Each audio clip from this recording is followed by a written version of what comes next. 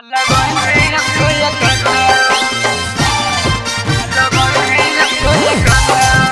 प्रतिमा recording studio Sheikhpura.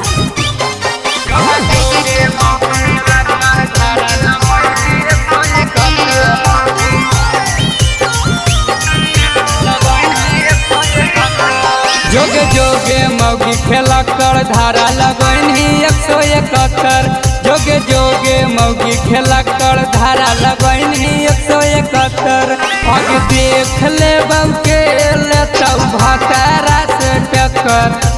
देख ले बउके लेता भातारा से टक्कर। जोगे जोगे मौगी खेला कर धारा लगनी 171। जोगे जोगे मौगी खेला कर धारा लगनी 171।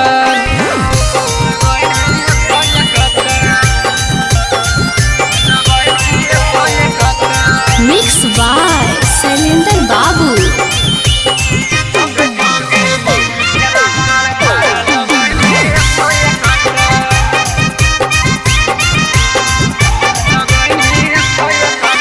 के तना गिरगनी भतरक गिरावेला भीड़गनी।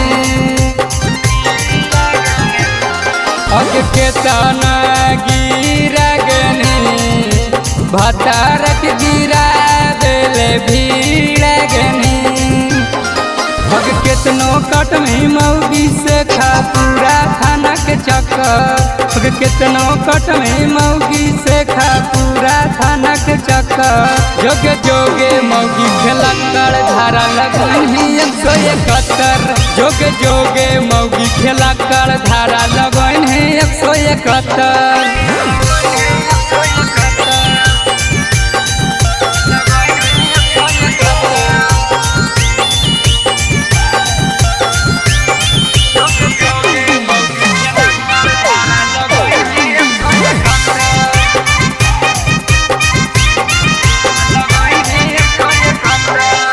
सुना सुना मौगी गे चला तो न तोर मना मौगी गे।